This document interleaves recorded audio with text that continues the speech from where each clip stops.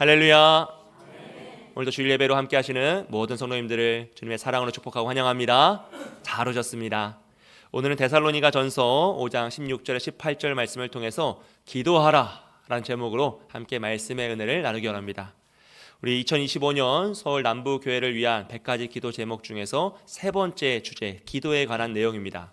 우리 기도에 관한 11번부터 15번까지 기도 제목을 함께 보도록 하겠습니다. 11번 11번째 기도 제목입니다. 성도들이 기도의 중요성을 깨닫고 매일 기도에 힘쓰게 하옵소서. 아멘. 여러분, 기도는 영혼의 호흡인 줄 믿습니다. 할렐루야. 기도는 영혼의 호흡입니다. 그럼 기도가 멈추면 무엇이 멈춘 거죠? 그렇죠. 호흡이 멈춘 거죠. 호흡이 멈추면 어떻게 됩니까? 큰일 납니다. 큰일 나요, 여러분. 여러분, 우리는 기도의 그 중요성과 심각성을 조금 더 깨달을 필요가 있습니다. 그래서 기도를 해도 되고 안 해도 되는 것, 하면 좋은 것이 아니라 기도는 반드시 해야 되는 것. 그래서 오늘 말씀에서도 쉬지 말고 기도하라라고 말씀하시는 거죠. 근데 우리 주변에는 자가호흡이 가끔 안 되시는 분들이 계실 수 있다. 계실 수 있어요. 상황에 따라 그럴 수 있습니다. 그렇기 때문에 우리는 더 깨어 기도하고 나아가야 되는 거죠. 두 번째, 12번째 기도 제목입니다. 중보 기도를 통해 교회와 이웃, 나라를 섬기게 하옵소서라고 하는 거죠. 여러분, 공동체의 기도는요, 능력의 기도입니다. 이건 하나님이 약속하신 기도이고 명령하신 기도이기 때문이에요. 여러분, 바울이 서신서를 작성하면서 늘 거기에 자기를 위하여 기도해달라고 요청을 하고 있어요. 근데 바울은 위대한 사역자 아닙니까?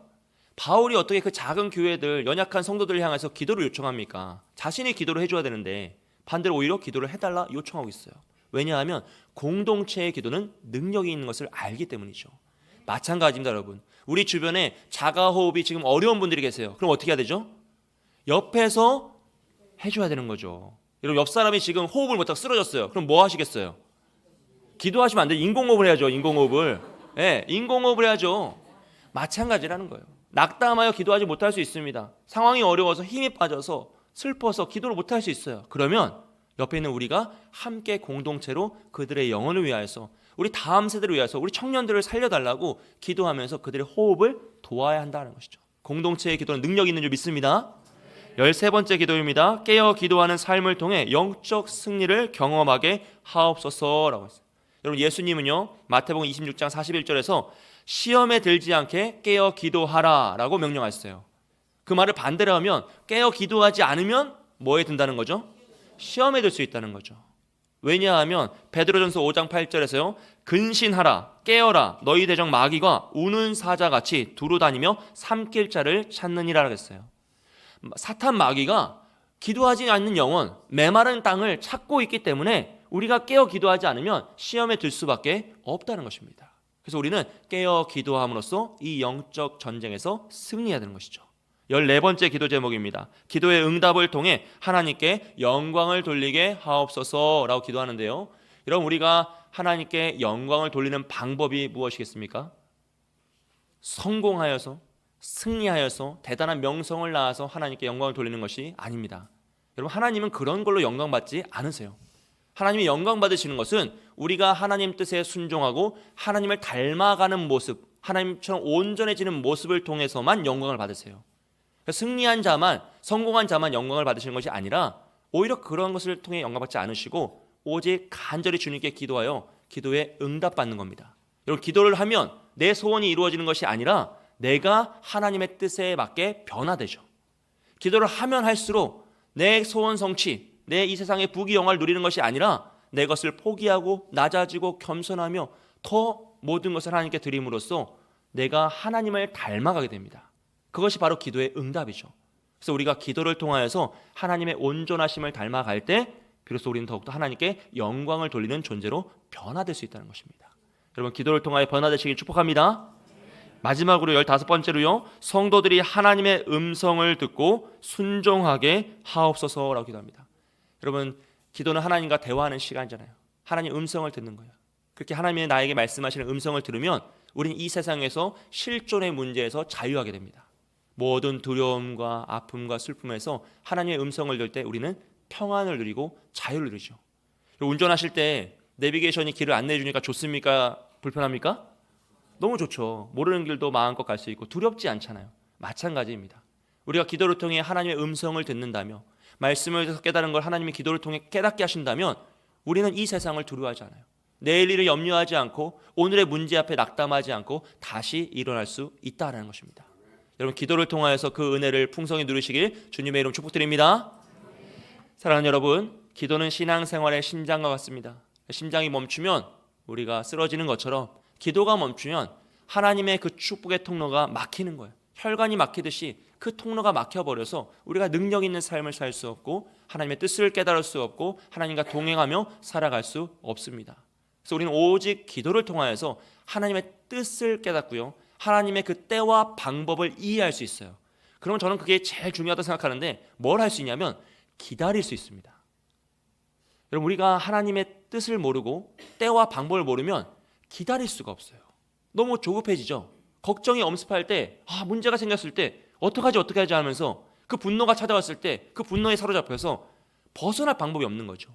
근데 우리가 기도를 통하여서 하나님의 때를 알고 하나님의 방법을 알고 하나님의 뜻을 깨달으면 잠시 고난이 찾아오나, 잠시 핍박이 찾아오나, 잠시 분노가 나를 사로잡으나 거기 매이지 않고 하나님의 때를 기다릴 수 있게 됩니다. 하나님의 방법을 인정하며 인내하며 기다릴 수 있게 되는 거죠. 그럼 저는 신앙생활에서 이 기다림이, 인내의 기다림이라는 것이 가장 중요한 것 같아요. 근데 그것을 할 수 있는 방법은 오직 기도밖에 없는 거죠. 기도를 통하여서 그 인내로 나아가는 거예요. 그럴 때 하나님께서는 기도하는 자에게 말씀하시고 기도하는 자에게 찾아오시고 하나님의 응답의 역사로 함께 하실 줄 믿습니다. 사랑하는 여러분, 모든 말씀을 읽으십시오. 깨닫고 계시죠? 말씀을 읽으셔야 돼요. 그리고 그 말씀을 읽은 것을요, 기도로 가져가셔야 됩니다. 그럼 그것이 나의 것이 돼요. 말씀을 읽고 말씀을 듣고 은혜를 받았어요. 거기서 멈추시면 이거 금방 사라져요. 근데 그것을 가지고 기도의 깊은 바다로 가지고 가시면 여러분, 은혜도 나의 것이 되고요, 그 문제도 기도로 깊이 가져가시고 삶의 모든 결정들, 순간들 얼마나 많습니까? 그 모든 일들을 기도로 깊이 잠기게 하십시오. 그러면 하나님께서 하나하나 해결해 가시면서 그 모든 것이 나의 삶에 연합하여 선을 이루고 나에게 은혜로 내 것으로 평생 가져갈 간직할 증거가 되고 하나님의 뜻이 이루어지는 역사를 일으켜 주신다는 겁니다. 여러분, 기도를 통하여서요, 그 뜻을 이루시고 성취하시는 그 은혜를 누리시는 저와 여러분이 되시길 주님의 이름으로 축복드립니다. 오늘도 기도에 대해서 세 가지를 함께 살펴보려고 하는데요, 첫째로는 우리가 왜 기도를 해야 하는가라는 것이죠. 여러분, 오늘 데살로니가 전서, 이 데살로니가라는 지역은요, 바울이 2차 전도 여행 때 방문했던 지역입니다. 근데 이 땅은 유독 유대인들의 핍박이 심했어요. 바울을 향한 핍박이 너무나 심해서 바울이 약 3주 정도 아주 짧은 시간만 복음을 전하고 다른 지역으로 사실 도망쳤습니다. 너무 고통스러워서요. 사실 사역적으로 본다면 실패한 것 같았어요. 상황이 너무 좋지 않았습니다. 그럼에도 불구하고 하나님은 이 척박한 땅에 복음이 심어지게 하셨고 그 짧은 시간 복음이 전해졌지만 믿는 자들이 생겨서 교회가 생겼습니다. 가정에서 교회를, 공동체를 만들며 예배를 드리고 말씀을 붙잡았죠. 근데 한번 생각해 보세요. 바울을 괴롭혀서 쫓아냈던 유대인들이 이 데살로니가의 교회의 성도들을 괴롭혔겠습니까? 안 괴롭혔습니까? 괴롭히죠. 괴롭혀도 너무 괴롭히는 거죠. 그래서 그런 소식을 들은 바울이 이 데살로니가 전서를 기록하면서 그들을 위로하는 거예요. 그 핍박과 고난 속에서 낙담하지 마라. 작아지지 마라. 오직 그리스도 예수의 재림을 기다리며 그 고난 가운데 거룩한 삶으로 승리해내라 라고 그들을 권면하고 축복하는 것입니다. 그중 오늘 말씀은 뭐라고 합니까? 다시 한번 본문의 말씀 읽어보겠습니다. 다 함께 있습니다. 시작. 항상 기뻐하라. 쉬지 말고 기도하라. 범사에 감사하라. 이것이 그리스도 예수 안에서 너희를 향하신 하나님의 뜻이니라. 아멘. 여러분, 여기서 하나님의 뜻이라고 하는데요, 하나님의 뜻은요, 하나님의 계획과 성취가 함께합니다. 계획만 있으면 그것이 아니에요. 하나님의 뜻은 시작과 완성이 같이 하고요, 계획과 성취가 다 함께 된다라는 표현이에요. 왜냐하면 하나님이 뜻을 정하시면 그것은 다 이루어지기 때문이죠. 심지어 그 뜻을 이루시는 분은 누구입니까? 하나님이 스스로 이루어내세요. 천지 창조요, 구원의 역사와 계획들, 섭리들이요, 이 세상을 운영하시는 하나님의 계획이요, 모든 것이 하나님의 뜻에 맞춰서 시작되었고 운영되고 있고 완성되더라는 것이죠. 그래서 그 하나님의 우리를 향하신 뜻은 무엇입니까? 이 세상에서 잠시 고난당하고 핍박당할 때 낙담하여 넘어지고 좌절하고 쓰러져 실패하는 것이 아니라 그 가운데 딛고 일어나서 항상 기뻐하고 쉬지 말고 기도하고 범사에 감사하는 거예요. 승리자의 삶을 살아가는 것이 하나님의 뜻이라는 거죠. 그리고 그 뜻은 하나님의 뜻이기 때문에 이루시는 분도 누구라고요? 하나님이 이루어 주신다는 거예요. 우리를 이 땅에 태어나게 하시고 자라나게 하시고 구원하여 주시고 하나님의 장성한 분량으로 성장시키셔서 이 모든 것을 하나님이 이루어 주신다는 거죠. 여러분, 우리가 기도할 때도 누구의 이름으로 기도합니까? 그렇죠. 예수님의 이름으로 기도하잖아요. 우리의 이름이 아니에요. 예수님, 하나님이 주신 예수 그리스도의 이름으로 기도하고 그 권능의 이름, 권세의 이름을 붙잡고 기도함으로써 하나님이 그 기도를 들으시고 응답하시노라 약속이죠. 그래서 우리가 예수님의 이름으로 기도할 수 있는 것은 이미 가장 큰 은혜이고 가장 큰 능력이며 하나님이 그것을 응답하신다는 약속의 이름인 것입니다. 그래서 하나님은 우리에게 항상 기뻐하라고 하셨어요. 여러분, 이것은 감정적인 측면이죠. 즉 우리가 항상 구원의 감격을 누리며 살아가야 한다는 겁니다. 언제 어디서나 우리는 항상 하나님의 감격, 그 구원의 감격 속에 잠겨서 살아갈 수 있어야 한다는 거예요. 두 번째로 쉬지 말고 기도하라고 합니다. 이건 의지적인 측면이죠. 우리의 인생이 기도로 가득 채워야 된다. 쉬지 말고 멈추지 말고 늘 이렇게 기도만을 하는 존재로 살아가야 한다는 뜻이에요. 그리고 마지막으로 범사에 감사하라고 한대요. 이것은 인식의 변화입니다. 여러분, 우리가 좋은 일이 생길 때만 하나님께 감사하는 건 너무나 당연한 일이죠. 소원이 성취될 때 하나님께 감사하는 건 쉬운 일입니다. 하지만 분노에 차고 슬픔에 차고 아픔이 찾아올 때 희노애락 그 모든 순간 우리는 하나님을 인정하며 감사할 수 있어야 한다는 것입니다. 할렐루야. 여러분, 그래서 개업 예배 드릴 때 예배를 드립니까 안 드립니까? 개업할 때 예배를 드리죠. 하나님께 감사하며 예배를 드리잖아요. 그럼 폐업할 때는 더 크게 예배를 드려야 한다는 거예요. 그게 맞는 거라는 것입니다. 왜냐하면 희노애락 모든 순간을 하나님께 감사하며 기념하는 것이 맞기 때문에 우리는 일이 잘 될 때도 하나님을 기념하지만 일이 안 될 때에도 기념할 수 있어야 되고 기억하며 감사하며 예배드릴 수 있어야 한다는 것이죠. 그래서 이 항상 기뻐하고 쉬지 말고 기도하고 범사에 감사하라라는 말씀은요, 이 하나님의 뜻이 우리 인생에서 작은 부분 신앙적인 영역에서만 성취되는 것이 아니라 지정의 모든 전인격적인 모든 영역에서 다 성취되고 이루어지는 것이 하나님의 계획이고 하나님의 성취다라는 것을 나타내는 것입니다. 할렐루야. 그 중에서요, 쉬지 말고 기도하라라는 부분을 생각해 보면요, 여러분, 예수님은 성전 하나님의 집을 향하여 어떤 집이라고 하셨죠? 그렇죠. 기도하는 집이라고 했어요. 아버지의 집은 만민이 기도하는 집이라고 하셨죠. 마찬가지로요, 우리가 예수 그리스도를 믿고 성령 안에서 우리가 성전이 되었습니다. 그러면 우리는 어떤 집이 되어야 합니까? 기도하는 집이 되어야 한다는 것이죠. 우리 자체가요. 여기서 기도하는 집은 원어로 보면 기도의 집이에요. 기도만 하는 집, 기도로 가득한 집을 표현할 때 그렇게 합니다. 그러면 성전인 우리도 우리 마음속에 기도로 가득해야 되는 거예요. 기도만 하는 존재가 바로 성도, 성전이 된 우리라는 것이죠. 그래서 여러분, 성도는요, 예수를 믿는 자들은 기도하기 위해 뭐 애를 쓰거나 어느 특별한 장소에 찾아가거나 신령한 사람을 만날 필요가 없습니다. 여러분 기억하십시오. 저는 여러분에게 기도원에 가시라고 그렇게 추천드리지 않아요. 왜냐하면 꼭 그럴 필요가 없어요. 성도란 존재는 원래 그 마음속이 오직 기도로 가득 찬 존재예요. 그래서 우리가 기도만 하는 존재, 기도하는 존재, 기도만 가득한 존재이기 때문에 우리의 인생 자체가 기도인 거예요. 그래서 쉬지 않고 기도할 수 있는 것은 늘 읊조리면서 기도하는 것이 아니라 내 인생 자체가 기도이기 때문에 내가 하나님 안에서 주님을 붙잡고 살아가는 그 모든 인생을 기도로 고백하노라라는 표현인 거죠. 그래서 우리는 특별한 장소를 찾을 필요가 없어요. 신령한 사람을 의지할 필요가 없습니다. 무엇인가 애타게 노력할 필요가 없어요. 왜냐하면 우리 존재 자체가 기도이니까 바르게 살고 말씀 붙잡고 기도하면서 그 순간순간을 매일매일 충성되게 살아가는 것 자체가 하나님 보시기에 하나님의 뜻을 이루는 기도의 삶이라는 것이죠. 그럴 때 우리는 성전, 만민이 기도하는 집의 삶을 살아갈 수 있다는 것입니다. 할렐루야. 그런데 예수님은 또 성전을 향해서 왜 분노하셨죠? 강도의 소굴을 만들어 놨잖아요. 그 기도하는 집에 기도가 가득해야 되는데 그 기도를 빼버리고 거기에 계산을 집어넣고 탐욕을 집어넣고 자신의 욕망을 집어넣어서 엉망을 만들어 놓은 거예요. 그래서 예수님이 강도의 소굴을 만들었다고 하시면서 그 성전을 청결케 하신 거죠. 마찬가지입니다, 여러분. 강도의 소굴이 되면 우리는 기도할 수 없어요. 기도할 수 없습니다. 그렇기 때문에 우리는 우리의 마음을 청결하게, 예수님이 성전을 청결케 하셨던 것처럼 우리의 마음을 청결하게 됩니다. 그 청결하게 하는 방법도 무엇입니까? 기도밖에 없습니다. 여러분, 오로지 기도밖에 없어요. 여러분, 죄인은 기도를 할 수 없어요. 죄인의 습성상 기도를 싫어하고 하나님을 대적합니다. 그런데 반대로 생각해보면요, 기도만이 그 죄의 죄성을 끌어낼 수 있다는 거예요. 기도만이 그 죄를 이기고 하나님께 나아가서 주님을 만나고 주의 뜻을 분별하며 주님과 교제할 수 있다는 것이죠. 그렇기 때문에 우리가 우리의 마음을 되새기면서 내 영을 깨끗게 해야겠다, 내 마음을 오직 기도로 가득 채우기를 소원한다라고 하며 더 기도에 힘쓸 때 우리는 온전한 성전을 이룰 수 있고 하나님과 교제하며 아름다운 믿음의 삶을 살아갈 수 있다는 것입니다. 사랑하는 여러분, 우리의 마음을 깨끗게 하시길 축복합니다. 우리의 마음이 기도로 가득 차시길 소원합니다. 여러분이 인생이 기도 자체가 되시기를 축복합니다. 그것이 바로 성전이 되는 성도의 삶이고요, 하나님은 그런 사람을 찾아오시고 응답하시겠다라고 약속하였어요. 우리 마태복음 7장 7절에서 8절 말씀 다 함께 읽겠습니다. 시작.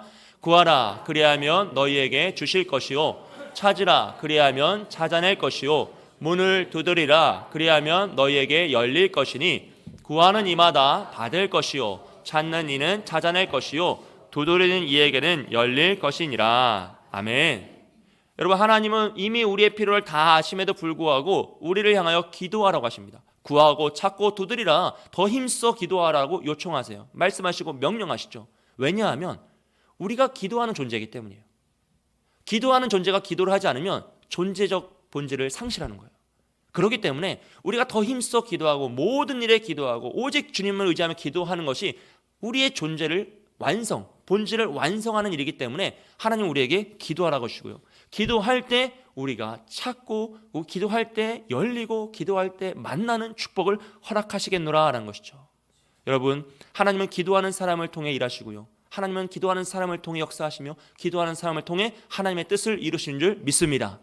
성경을 보아도요, 늘 역사는 기도하는 사람을 통해서 이루어져요. 엘리야가 가뭄을 선포하고 다시 비를 선포할 때 무엇을 통해 합니까? 기도를 통해 합니다. 다니엘이 사자굴에서 사자로부터 보호를 받죠. 사자가 그 다니엘을 삼키지 않습니다. 무엇을 통해서요? 기도를 통해서요. 예수님의 제자들이 권능을 받고 엄청난 역사를 이루어냅니다. 무엇을 통해서요? 기도를 통해서요. 초대교회들이 그렇게 압제와 탄압을 받지만, 핍박을 받지만 더욱더 부흥하게 합니다. 무엇을 통해서요? 기도를 통해서요. 오직 기도할 때 하나님께서 하나님의 뜻을 이루시고 역사 가운데 함께 하실 줄 믿습니다. 그러니까 우리 기도를 해야 됩니까? 안 해야 됩니까? 해야 돼요, 여러분. 이걸 더 이상 설득하는 제 자신이 슬퍼. 기도를 안 할 수 없어요, 여러분. 여러분, 기도를 하시겠어요? 안 하시겠어요? 하시겠습니까? 이제 기도 안 하면 신천진 거예요. 네. 기도를 할 수밖에 없어요. 믿음의 사람은, 성도는 기도하는 존재이기 때문에, 쉬지 않고 기도하는 존재이기 때문에 그 마음속에 기도가 가득 차고 그의 인생이 기도로 변화되어야 한다는 것이죠. 그러므로 우리 교회도 오직 기도를 통하여 하나님의 능력을 경험하게 될 줄 믿습니다. 여러분, 기도하셔야 돼요. 그래서 저는 소원합니다. 우리 금요 밤기도에 더 많은 성도들이 함께 모여서 기도하는 모습을 늘 소원하고요. 특히 제가 기대하고 고대하고 바라고 기도하고 있는 것은 우리 안수 집사님들이 할렐루야, 함께 나오셔서 기도하시는 것을 저는 마음속으로 기대하면서 소원하고 있어요. 왜냐하면 안수 집사님들은 이후에 우리 교회 장로님이 되실 분들이잖아요. 우리 교회를 이끌어 가실 분들이란 말이에요. 그렇기 때문에 그분들이 기도로 성령을 체험하고 기도로 능력을 체험했을 때, 그분들이 장로님이 되셨을 때 우리 교회를 더 아름답게 이끌어갈 수 있다는 것입니다. 제가 안수희 집사님들께 부담을 드리려고 이 말씀을 드리는 게 맞아요. 여러분 잘 들으십시오. 맞습니다. 제가 정말 기도하면서 기도하고 있어요. 함께 나오셔서 기도해 주시고 여러분을 통해 우리 교회가 더 굳건히 세워지는 그 날을 소망하시면서 함께 해주셨으면 좋겠어요. 우리 모든 성도님들 함께 기도하시길 축복합니다. 독일 그 나치에 저항하다가 순교하셨던 독일의 신학자 본 회퍼라는 목사님이 계십니다. 그분이 자신의 저서에 신앙 공동생활이라는 책에서요, 이렇게 고백했어요. 성도들이 기도 없이 살아간다면 사탄은 이를 조롱할 것이다. 제자도란 책에서는 이렇게 고백합니다. 성도들이 기도를 게을리하고 은혜를 가볍게 여기면 사탄은 이를 비웃을 것이다 라고 했어요. 그러니까 우리가 기도하지 않고 예배를 드리면요, 사탄은 우리를 비웃는다는 거예요. 야, 내가 예배를 한다고? 사탄이 우리를 비웃는 거예요. 우리가 기도하지 않고 주님을 찬양하며 주님이 나의 구원자다고 고백하면요, 사탄은 배를 움켜잡고 웃는 거예요. 제가 정말 재미있는 친구구나. 우리가 기도하지 않고 봉사하고 힘을 떨치면 무엇인가를 하겠다라고 하면 사탄은 혀를 차며 우리를 조롱한다는 겁니다. 그리고 그런 성도가 많아지고 그런 중직자가 많아지면 사탄은 가장 기뻐한다는 것이죠. 사랑하는 여러분, 기도는 선택이 아닙니다. 우리의 생명이고요, 생존입니다. 그래서 기도하는 자를 통해서만 하나님의 역사가 일어납니다. 그럴 때 우리는 반드시 기도해야 될 줄 믿습니다. 여러분 제발 기도하시길 축복합니다. 여러분이 기도를 시작하시면요, 여러분의 영혼만 살아나는 것이 아니라요, 여러분의 가정이 살아나고 우리 교회가 살아나는 것이에요. 왜냐하면 성경뿐만 아니라요, 이 인류의 역사에서도 언제나 부흥, 생명이 살아나는 역사는 기도하는 사람들을 통해 이루어졌기 때문입니다. 여러분, 모라비안 성도라는 사람들이 있어요. 그들은 17세기에 신앙의 그 압제, 핍박을 피해서 이 지금의 체코죠. 체코의 모라비아라는 지역에서 독일로 피신한 자들입니다. 그는 독일에서 진젠도르프 백작이라는 사람의 그 보호 아래에서 아름다운 신앙 공동체를 만들었어요. 그렇게 공동체를 만들고 힘써 기도하기 시작하다가 1727년 8월 13일 성령의 임재를 경험합니다. 강력한 성령의 임재를 경험하고 그 모라비안 성도들이 그때부터 24시간 끊이지 않는 릴레이 기도를 시작했어요. 그래서 얼마나 했냐면 100년간 합니다. 100년간이요. 그 모라비안 성도들의 규모는 약 300여 명 되는 규모였어요. 많지 않습니다. 근데 그들이 매일 24명씩 하루 한 사람이 1시간씩 릴레이 기도라 해서 100년 동안 기도를 해내요. 온 세계의 복음화, 그 복음의 확장과 세계 선교를 위해서 축복하며 기도하기 시작했어요. 얼마나 힘들었을까요, 여러분? 내가 새벽 2시 담당인데 뒷사람이 안 오면 갈 수 있어요, 없어요? 못 가요. 끝까지 하는 거예요. 그런 릴레이 기도가 하루 이틀이 아니라 100년 해냈다고요. 얼마나 고통스럽고 얼마나 지치고 얼마나 포기하고 싶었을까요? 근데 그들이 끝까지 포기하지 않고 주님을 의지하고 기도하고 또 기도하였더니 어떤 일이 아니냐? 웨슬리가 그 모라비안 성도들 통하여서 도전받고 18세기 영국 대부흥운동을 일으킵니다. 무디 목사님이 그들의 기도에 도전받아서 함께 기도운동을 시작했고요. 엄청난 역사가 일어나고 19세기에 미국 대각성 대부흥운동이 일어납니다. 아무도 알지 못하는 곳에서 정말 작은 인원들이 끝까지 주님의 이름을 부르짖고 포기하지 않고 기도하였더니 하나님께서는 그 기도를 들으시고 많은 사람을 도전하셔서 온 세계의 열방을 구원의 역사로 사용하시라는 거죠. 할렐루야. 사랑하는 여러분, 우리나라도 마찬가지입니다. 1907년 평양 대부흥운동이요, 우리나라 기독교 역사상 가장 강력한 성령의 임재 역사로 알려진 그 사건도 역시 그 중심에는 기도운동이 있었어요. 사람들이 모여 기도하고요, 강력한 회개의 역사가 일어나자 부흥의 역사, 성령의 임재 역사로 번져가더란 것이죠. 여러분, 하나님의 역사는 언제나 기도하는 사람을 통해 이루어지는 줄 믿습니다. 오직 한 사람이라도 깨어 기도하고 한 공동체라도 깨어 기도하고 끝까지 기도하며 나아갈 때 하나님은 하나님의 뜻을 이루어 주신다는 거죠. 저는 바라기를 우리 모든 성도님들의 기도가 깨어나길 축복합니다. 여러분, 기도의 불이 다시 타오르셨으면 좋겠어요. 여러분의 삶에 기도가 중심이 되시길 축복합니다. 그럴 때 우리 교회가 다시 기도로 회복되고 더 크게 생명이 살아나는 역사가 일어나고 하나님이 이루고자 하시는 그 뜻이 우리를 통해 성취될 줄 믿습니다. 할렐루야. 우리 역대하 7장 14절 16절 말씀 다 함께 읽겠습니다. 시작. 내 이름으로 일컫는 내 백성이 그들의 악한 길에서 떠나 스스로 낮추고 기도하여 내 얼굴을 찾으면 내가 하늘에서 듣고 그들의 죄를 사하고 그들의 땅을 고칠지라. 이제 이곳에서 하는 기도에 내가 눈을 들고 귀를 기울이니 이는 내가 이미 이 성전을 택하고 거룩하게 하며 내 이름을 여기어 영원히 있게 하였음이라. 내 눈과 내 마음이 항상 여기에 있으리라. 아멘. 여러분, 우리가 다시 마음을 다잡고 기도하며 주님을 의지하며 나아갈 때 주님께서는 우리의 죄를 사하시고 고쳐주실 줄 믿습니다. 기도하며 나아갈 때 성전, 우리에게 하나님의 이름을 부여해 주시고 하나님의 뜻이 이루어질 줄 믿습니다. 사랑하는 서울 남부교회에 하나님의 이름이 영원히 함께하고 주님께서 우리가 기도하는 곳에 눈을 들어 보시고 귀를 기울여 들으시며 그 기도에 응답하실 줄 믿습니다. 여러분, 다시 한번 기도의 불길이 타오르게 하십시오. 주님께서 그 기도를 들으시고 응답하실 겁니다. 여러분, 간절한 소원들 있으시잖아요. 마음의 간절한 소원들, 그 모든 소원을 붙잡고 다시 기도하십시오. 지치지 마시고 낭망하지 마시고 기도하십시오. 그때 하나님께서 우리를 살리시고 우리의 가정을 살리시고 우리의 자녀들 살리시며 우리의 교회를 살리실 줄 믿습니다.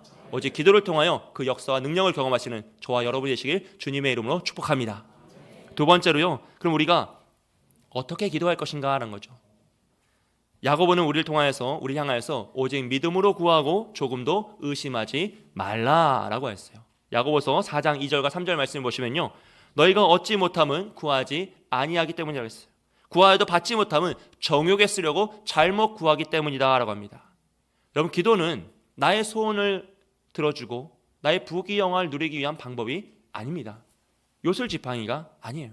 강청하는 기도라고 해서 하나님 보좌를 흔들어가지고 어떻게든 내가 원하는 것을 타내는 기도가 아니다는 것이죠. 기도는 하나님의 뜻에 합하게, 하나님의 마음에 합하게 하는 것이죠. 그래서 예수님도 기도하실 때 뭐라고 하시죠? 아버지요, 나의 원대로 마시옵고 아버지의 원대로, 아버지의 뜻대로 되기를 원하나이다 라고 기도하는 것이죠. 그리고 예수님은 우리를 향하여서요, 마태복음 6장 6절에서 이렇게 말씀합니다. 너희는 기도할 때 내 골방에 들어가 문을 닫고 은밀한 중에 계신 내 아버지께 기도하라. 은밀한 중에 보시는 내 아버지께서 갚으시리라. 아멘. 이 말씀은 먼저 우리가 개인 기도를 이루어내야 한다는 것이에요. 많은 곳에서 선포하며 기도하는 것이 아니라 하나님 앞에서 1대1로 은밀하게 간절하게 기도하는 그 개인의 기도를 이루어내는 것이죠. 왜냐하면 우리가 기도하는 존재이기 때문에 먼저 깨닫고 하나님과 기도하지 않으면 나의 기도의 성전됨을 이룰 수 없기 때문입니다. 그리고 더 나아가서 뭐 해야 합니까?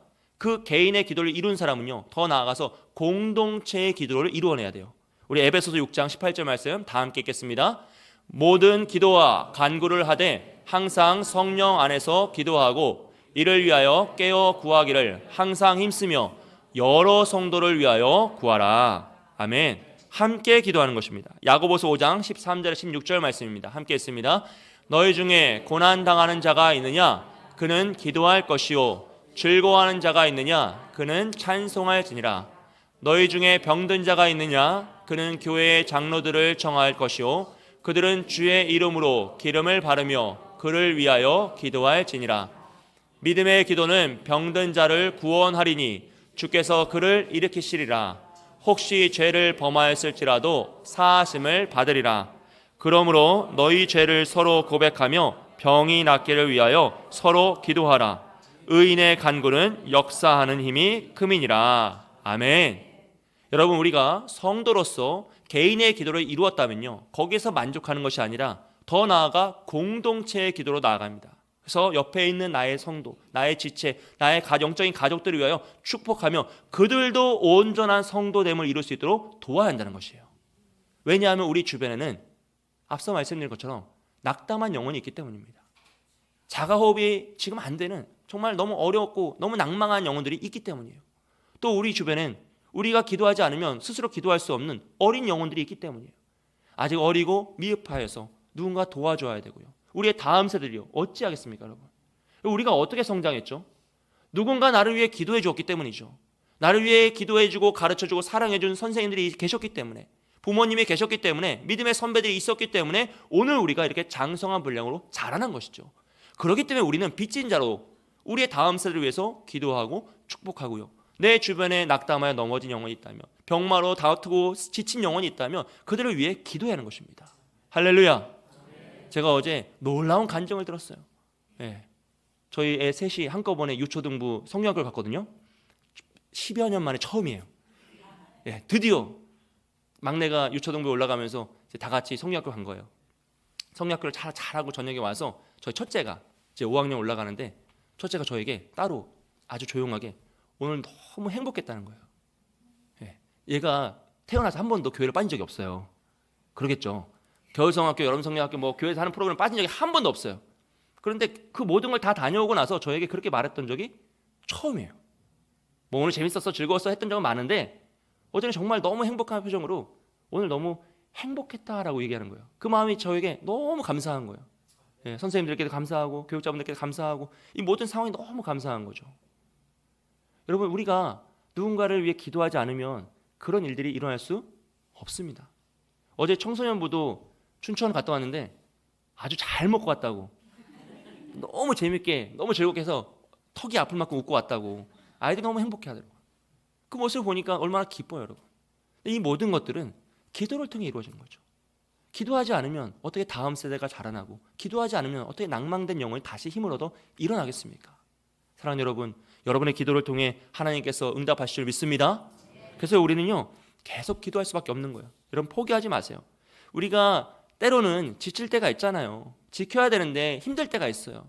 그럼에도 우리는 포기하면 안 돼요. 끝까지 기도하고 하나님께서 이것을 반드시 도우시리라, 응답하시리라는 마음으로 끝까지 가는 거죠. 예수님은 누가복음 18장 1절에서 이렇게 말씀하세요. 예수께서 그들에게 항상 기도하고 낙심하지 말아야 할 것을 비유로 말씀하여 라고 하죠. 한 동네에 불의한 재판관이 있습니다. 그는 하나님도 신경 쓰지 않아요. 무시하고 사람들 다 무시했어요. 그런데 어느 날 어려움 당한 원통한 과부가 와서 그 재판관에게 자신의 청혼을 도와달라고 하니까 무시하였어요. 근데 이 과부가 매일매일 찾아오니까 재판관이 뭐라고 합니까? 내가 하나님도 두려워하지 않고 사람도 신경 쓰지 않는데 이 과부가 매일 오니 너무 힘들어서 그의 청을 들어줘야겠노라 하고 그의 억울함을 풀어주죠. 여기 이 비유는요, 우리가 강청해가지고 하나님 막 보좌를 흔들어가지고 내가 원하는 것을 타내야 된다, 그게 아니에요, 여러분. 그게 아니라 이 불의한 재판관도 자신의 불편함을 위하여서 응답을 해주는데, 의로우신 재판관, 우리 하나님 의로우신 재판관은 우리의 기도를 얼마나 잘 들어주시겠냐라는 반면교사의 모습을 보여주는 거죠. 사랑하는 여러분, 하나님은 우리의 기도를 다 들으시는 줄 믿습니다. 단 한마디도 놓치지 않으시고요, 단 한 구절도 놓치지 않으시고, 우리의 눈물 단 하나도 놓치지 않으시고 다 들으시고 응답하시는 줄 믿어요. 그렇기 때문에 우리는 낙담하지 않고 기도해야 되는 것이죠. 포기하지 않고 기도해야 합니다. 그럴 때 하나님께서 더 주의 뜻을 이루시고 우리를 위로하시고 도우심의 역사가 일어날 줄 믿습니다. 기도의 사람으로 유명한 E.M. 바운즈가요, 그의 책인 기도하지 않으면 죽는다라는 책에서요, 끈질긴 기도를 이렇게 설명하고 있습니다. 끈질긴 기도는 절박한 심정으로 인내를 가지고 우리의 소원을 하나님께 아뢰는 것이다. 그리고 그것은 우리의 갈망하는 바가 들으심을 얻고 목적이 이루어질 때까지 긴장을 풀지 않고 강력하게 기도하는 것이다. 기도하지 않는 모든 사람들은 단지 종교 놀이를 하고 있을 뿐이고 그리스도의 병사인 채 하는 것에 불과하다. 그들에게는 갑옷도 탄약도 없기 때문에 사악하고 논쟁에 강한 세상 사람들 앞에서 무력하기 짝이 없다라고 했어요. 여러분, 기도하지 않으면 이 사악한 세상을 이길 수가 없습니다. 이 사악하고 이 변론에 강한 세상을 분별할 수가 없어요. 그렇기 때문에 우리는 끝까지 기도하고 긴장감을 놓치지 않고 주님의 이름 부르며 나아가는 거죠. 그럴 때 주님께서 응답하실 줄 믿습니다. 시편 145편 18절 말씀입니다. 함께 읽습니다. 여호와께서는 자기에게 간구하는 모든 자 곧 진실하게 간구하는 모든 자에게 가까이 하시는도다. 아멘. 로마서 8장 26절입니다. 함께 읽습니다. 이와 같이 성령도 우리의 연약함을 도우시나니 우리는 마땅히 기도할 바를 알지 못하나 오직 성령이 말할 수 없는 탄식으로 우리를 위하여 친히 간구하시느니라. 아멘. 여러분, 하나님께서 우리의 기도를 들으시고요, 우리가 기도할 때 찾아와 만나주시고 심지어 낙담하여 기도하지 못할 때는 성령 하나님께서 말할 수 없는 탄식으로 우리를 기도로 이끌어 가신다는 거예요. 예수 그리스도가 우리의 가장 큰 중보자 되셔서 오늘도 우리를 위하여 기도하고 계십니다. 여러분, 지치지 마시고 끝까지 기도하십시오. 할렐루야. 기도의 방법은요, 없어요. 그냥 하는 거예요. 언제까지요? 끝까지요. 끝까지요. 포기하지 않고 주님의 이름을 부르며 끝까지 나아가는 겁니다. 그러면 주님께서 그 간절한 마음 위로하시고요, 외면치 않으시고 다 들으시면서 우리 가운데 응답하실 줄 믿습니다. 마지막으로요, 기도할 때 주의사항입니다. 마태복음 6장 5절에서는 또 너희는 기도할 때 외식하는 자가 같이 하지 말라라고 했어요. 외식에 기도하지 말라는 거죠. 사람에게 보이려고 하지 말라는 것입니다. 여러분, 기도를 위한 기도, 사람에게 보이기 위한 기도, 진심이 없는 기도는요, 하나님이 기뻐하지 않으십니다. 여러분, 기도는 하나님께 드리는 거기 때문에요, 우리가 사람을 의식하면 외식할 수밖에 없어요. 상황에 매이면 흔들릴 수밖에 없습니다. 그래서 우리가 기도할 때 분노가 찾아올 수 있잖아요. 사람을 보면 분노하고 답답하고 화가 날 수 있어요. 또 상황을 보면 두렵고 어렵고 낭망할 수 있습니다. 그런 상황도 있고 그런 사람도 많아요, 여러분. 하지만 그들을 위해서 기도할 때도요, 우리는 하나님의 마음을 달라고 기도하셔야 돼요. 가장 쉬운 방법이 예수 그리스도의 십자가를 떠올리는 겁니다. 나를 위해 죽으신 그 십자가를 떠올리고요, 그 십자가 앞에 나의 분노의 감정을 내려놓는 거예요. 나의 원통함의 감정을 내려놓습니다. 나의 불편함, 나의 걱정, 두려움, 근심의 감정을 다 내려놓는 것이에요. 그래서 이제는 나의 눈으로 그것들을 바라보는 것이 아니라 주님의 십자가를 통해 바라보는 거죠. 그러면 우리는 매이지 않을 수 있습니다. 그러면 우리는 사람을 보며 외식하지 않을 수 있고 그 상황에 매여서 흔들리지 않고 오직 주님의 십자가를 통하여 기도할 수 있게 된 것이죠. 오늘 바울은 우리를 향해서 항상 기뻐하라, 쉬지 말고 기도하라, 범사에 감사하라라고 명령합니다. 이것이 하나님의 뜻이라고 해요. 우리가 이 세상에 살아갈 때 어렵고 슬픈 일에 두려워서 낭망하여 좌절하는 것이 아니라 분노와 그런 감정에 사로잡혀서 원망하며 원통하며 원수지으며 살아가는 것이 아니라 그것들을 능히 뛰어내고 승리하는 믿음의 삶을 살라는 것이죠. 그것을 위해서 성도는 늘 예수 그리스도의 십자가를 묵상해야 됩니다. 그리고 기도하실 때 늘 십자가를 마음에 품으십시오. 십자가를 펼쳐놓으시고 그 십자가 앞에 여러분의 간구의 제목을 다 내려놓으세요. 그 십자가를 통해 그 간구의 제목을 바라보십시오. 그러면 해석이 달라지고 뜻이 달라지고 결론이 달라집니다. 그때 우리는 더 자유한 삶을 살 수 있고요. 오직 십자가를 통하여서 더 간절히 기도의 영으로 가득 찬 성전이 될 때 더 온전한 본질의 삶을 살아갈 수 있습니다.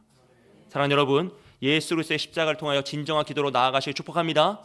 개인 기도를 넘어서 공동체의 기도로 가셔서 더 많은 성도를 세우시고 더 많은 축복을 하시면서 하나님의 권능을 경험하시길 축복해요. 매일 깨어 기도함으로써 이 영적 전쟁에서 승리하시는 저와 여러분이 되시길 주님의 이름 축복드립니다.